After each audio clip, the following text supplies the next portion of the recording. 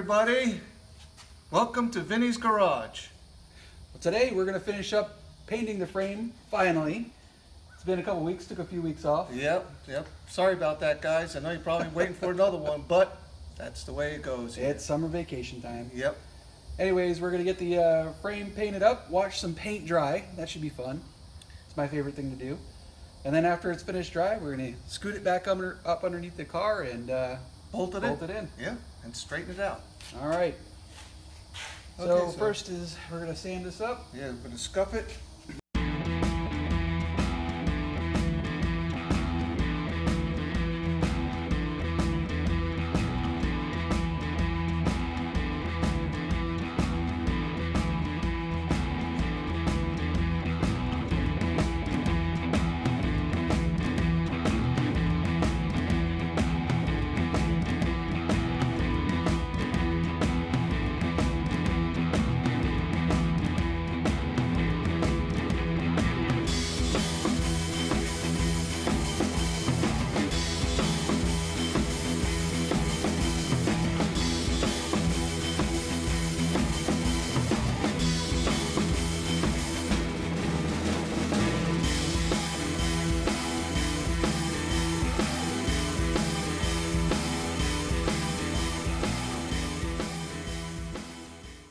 All right, so today's flavor is for chairs, which should be fun. That should work just fine. It's Rust-Oleum, Painter's Touch, and we've got semi-gloss black. Dad was here the other day painting some stuff up. Did you get any video of that? No. Oh well, no video of that. No video of that. But we'll get some video of us painting this up. And again, watch some paint dry, which is the most fun thing to do. So let's get going. All right.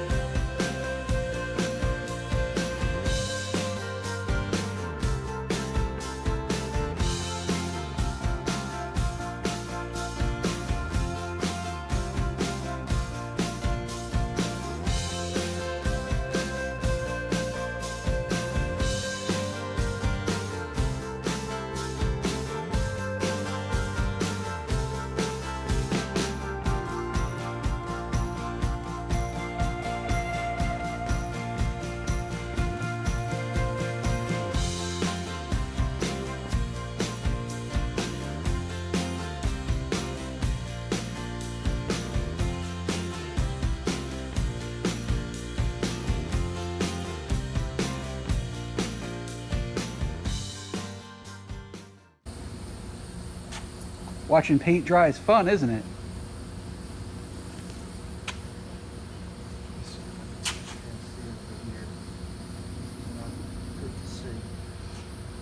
I can see good on that side though. That side looks good.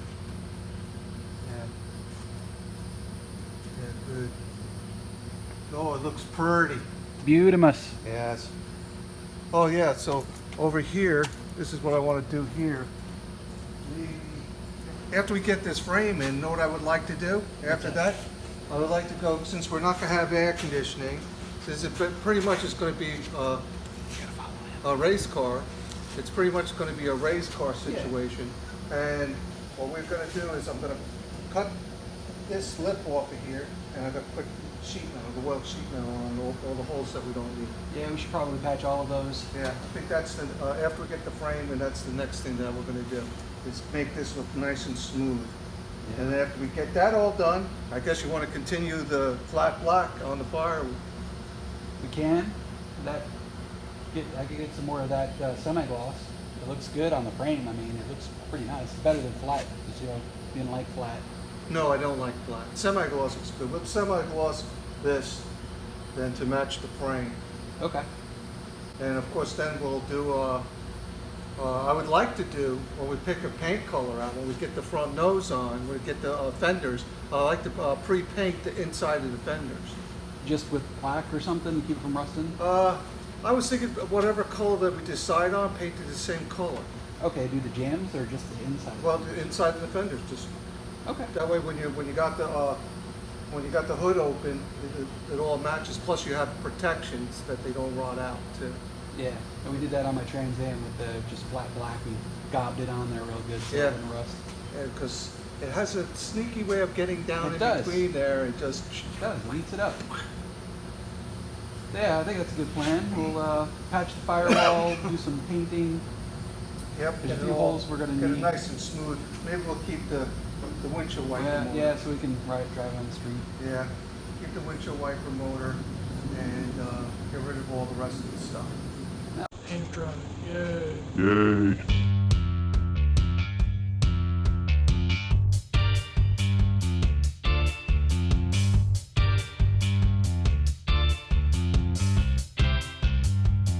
And this here is our frame connectors.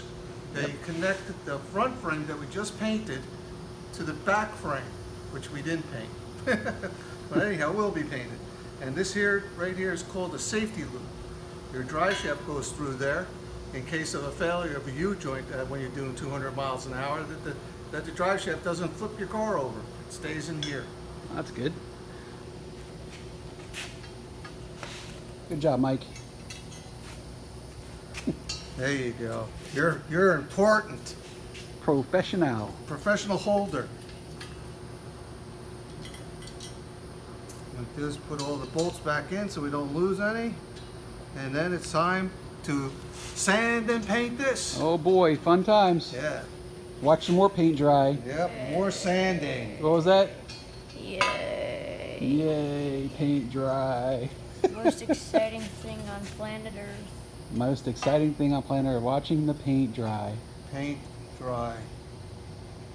Our first coat's dry. I think it's time for a second coat. We got some areas where it looks like it's showing through a little bit. We'll get our next can of Painter's Touch, Rust-Oleum, ready to go.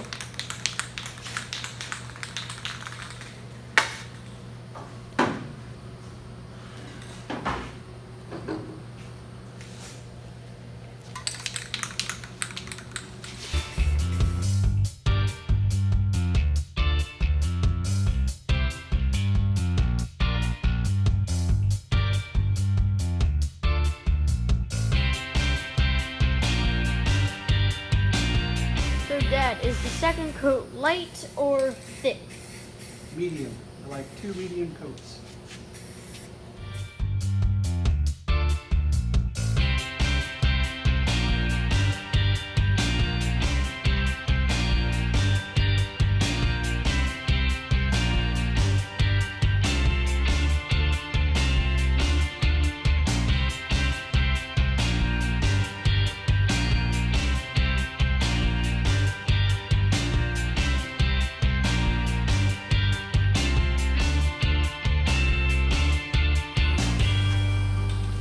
What do you think, Mike? Does it pass inspection? Did I miss Got it. any spots? Didn't miss any spots. Well, that's good. What do you think, Dad? A little bit There you more go. on here. Hey, I get control, huh?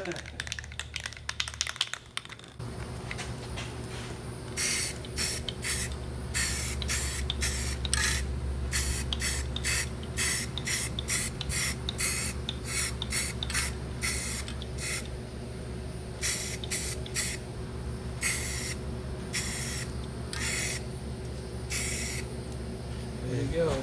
Probably gonna have to do some touch up when we flip it over, but Yeah, that won't be too bad. You don't want to see that side anyhow. Coming well, around, that's the Mike. top. You won't see this side. Yeah. This is the bottom. Okay, that looks pretty good. Yeah, that should be good. All right, Dad. Do we know where the cross member went that went in here for the transmission? Oh God, we have to we have to reorganize everything. When we got the It's- car here, we just Took everything out. Took everything out because it was really a mess in there. Oh man. Yeah. I think we might have to do something with this while we're waiting for the paint to dry. Yeah, we're gonna reorganize it. Yeah, might be a good idea. Let's go get some bins. Yeah. Okay. I think we have enough bins. Yeah, we have plenty. Oh man, look at all that.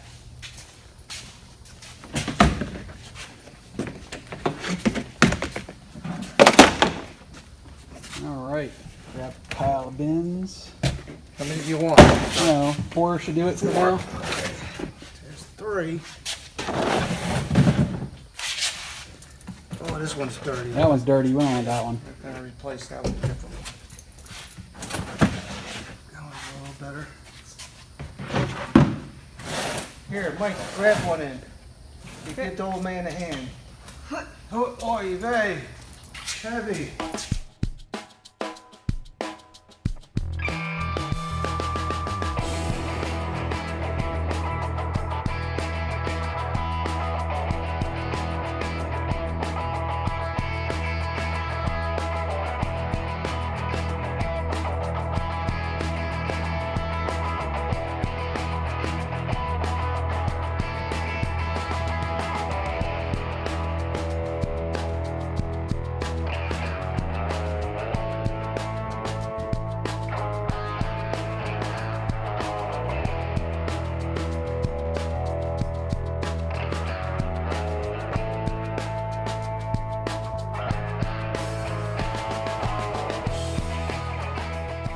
And here's our turbo 400 transmission we're going to be using in the Camaro.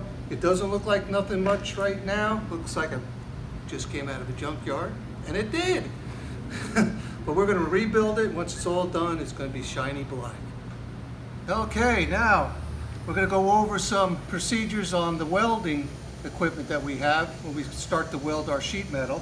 We're going to change the spool over to sheet metal wire. Yep, 0.6 millimeter or 0.25 inches. Currently we're running 0.35, which is for, you know, welding larger steel, 1/8 inch or larger. If you get your welder and open it up, there's actually a handy chart on the inside that tells you the size wire and the size gauge metal that you can weld with the size wire. So we're going to switch it over for welding sheet metal because in a couple weeks we're going to get some new sheet metal for this car and we want to be ready when that happens. Good. All right, so the first step in switching it over is you cut the blob off on the end of the welder. Now, I don't know if you can see this or not, but there's usually a weld pool on the end of that, and sometimes it's even. So we'll turn this guy on, and it's stuck. All right, turn the wire feed up. There you go. Use your wire cutter. And then here, cut that off. And the whole reason for that is you don't want that blob to get stuck. Then we can shut this off. And what you want to do is hit this release to release your cable from the spool, and then just start winding it in reverse direction. And get that wire back into the spool. Now hold on to it, or it'll go crazy on you when it comes out. You don't want to do this one-handed and have your wire get all untangled. So we'll get down to the end. We'll see the end to pass through this side first. Oh, that's a long wire. Yep. Long hose. All right, almost there, getting there. 10 more miles to go.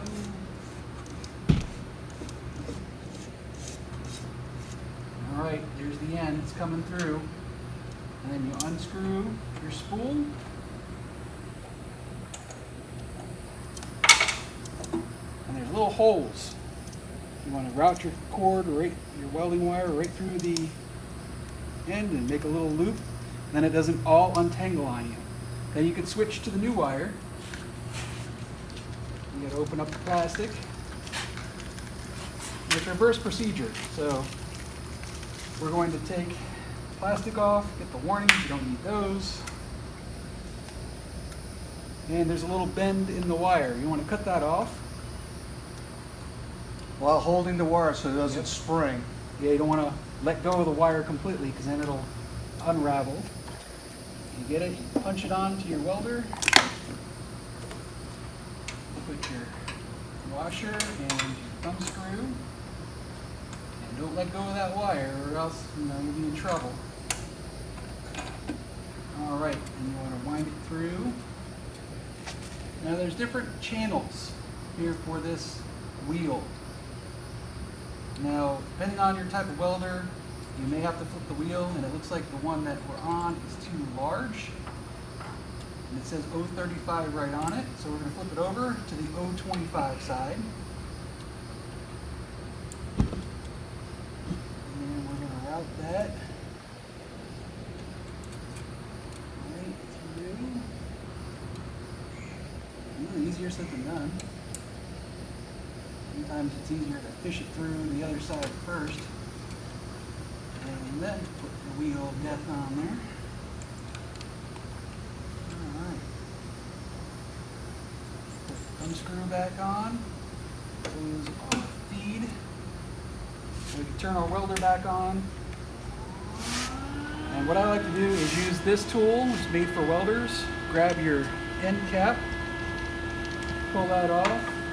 I'm going to grab the nozzle, pull that off, and hold down on the trigger until you see the wire come through. Put a little bit of tension on the wire here.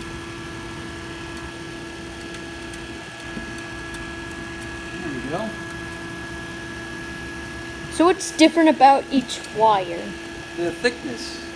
So the thinner the wire is for thinner metals, the thicker wire is for thicker metals.